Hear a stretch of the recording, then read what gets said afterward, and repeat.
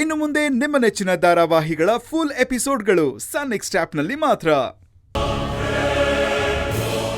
ನಿಮ್ಮ ಅತ್ತಿಗೆ ಅವತ್ತು ನನ್ನ ಒಪ್ಸೋದಕ್ಕೆ ಫೋನ್ ಮಾಡಿದಾಗ ನಿಮಗ್ ನನ್ನ ಬಗ್ಗೆ ಎಷ್ಟು ಪ್ರೀತಿ ಇರ್ಬೋದು. ಇಂಥ ಹುಡುಗನ ನಾನು ಕಳ್ಕೋಬಾರ್ದು ಅನ್ಕೊಂಡೆ. ಆದ್ರೆ ಇವತ್ ನೀವು ನಡ್ಕೊಳ್ತಿರೋದೇನು?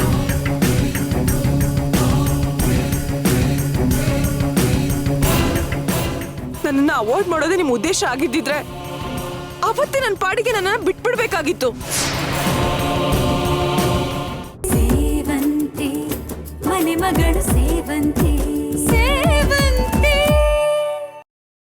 ಸೇವಂತಿ ಮನೆ ಮಗಳು ಸೇವಂತಿ ಸೇವಂತಿ. ಯಾಕೆ ಬೇಡ್ದಿರೋ ಕನ್ಸನ್ನ ನನ್ ಮನ್ಸಲ್ಲಿ ಬಿತ್ತಿದ್ರಿ? ಉತ್ತರ ಕೊಡಿ ಪ್ಲೀಸ್, ಆನ್ಸರ್ ಮೀ. ಮಣಿಯವರೇ ಪ್ಲೀಸ್, ನಿಮ್ಮ ಪ್ರತಿಯೊಂದು ಮಾತಕ್ಕೂ ಉತ್ತರ ಕೊಡ್ತೀನಿ. ನೋಡಿ ಮಣಿಯವರೇ, ನಿಮ್ಮ ಕೋಪ ನ್ಯಾಯವಾದ್ದೆ. ನಾವಿಬ್ರು ಪ್ರೀತಿಸ್ತಾ ಇದ್ದೀವಿ, ಮದುವೆ ಆಗಬೇಕು ಅಂತಿದ್ದೀವಿ. ನಿಮಗೆ ನನ್ನ ಜೊತೆ ಮಾತಾಡಬೇಕು, ಸುತ್ತಾಡಬೇಕು ಅಂತ ಆಸೆ ಇರುತ್ತೆ. ಆದರೆ ಆ ಖುಷಿ ಅನ್ನೋದು ನನ್ನೊಳಗೂ ಇರಬೇಕಲ್ವಾ?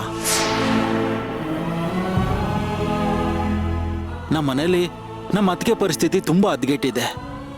ನಾನು ಆ ಟೆನ್ಷನ್ಲಿ ಇರಬೇಕಾದ್ರೆ ನಿಮ್ಮ ಜೊತೆ ಹೇಗೆ ನಗ್ನಗ್ತಾ ಪ್ರೀತಿಯಿಂದ ಮಾತಾಡೋಕ್ಕಾಗುತ್ತೆ? ನೀವೇ ಹೇಳಿ. ಅಟ್ಲೀಸ್ಟ್ ನಿಮ್ ಟೆನ್ಷನ್ ನನ್ನ ಹತ್ರ ಹಂಚ್ಕೊಳಕ್ಕಾದ್ರೂ ಫೋನ್ ಮಾಡ್ಬೋದಿತ್ತಲ್ವಾ, ಮೀಟ್ ಮಾಡ್ಬೋದಿತ್ತಲ್ವಾ? ಇಲ್ಲ ಮಣಿಯವರೇ, ದುಃಖ ಹಂಚ್ಕೊಳ್ಳೋದಕ್ಕೆ ನನಗಿಷ್ಟ ಇಲ್ಲ.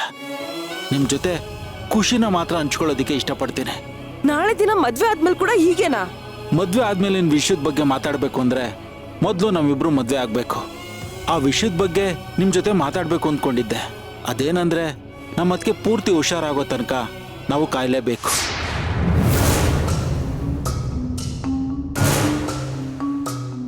ಕಾಯ್ಬೇಕು ಅಂದ್ರೆ ಏನರ್ಥ? ಅಂದ್ರೆ ನಮ್ಮ ಅದಕ್ಕೆ ಪೂರ್ತಿ ಹುಷಾರಾಗೋ ತನಕ ನಮ್ಮ ಮದುವೆ ಮಾತೇ ಎತ್ತಬಾರ್ದು. ಅಲ್ಲ ಕರ್ಣವ್ರೆ, ನೀವು ನನ್ನ ಫೋನ್ ರಿಸೀವ್ ಮಾಡ್ತಾ ಇಲ್ಲ, ಮೀಟ್ ಮಾಡ್ತಾ ಇಲ್ಲ ಅಂತಾನೆ ಇಷ್ಟು ಚಡ್ಪಡಿಸ್ತಾ ಇದ್ದೀನಿ. ಅಂತದ್ರಲ್ಲಿ ನೀವು ಮದ್ವೆನ ಮುಂದೆ ಹಾಕೋ ಮಾತಾಡ್ತಿದ್ರಲ್ಲ. ನೋಡಿ ಕರ್ಣವ್ರೆ, ನಾನ್ ಕೋಪದಲ್ಲಿ ಈ ರೀತಿ ನಡು ರೋಡಲ್ಲಿ ನಿಮ್ ಜೊತೆ ಜಗಳ ಮಾಡ್ತಿದೀನಿ ಅಂತ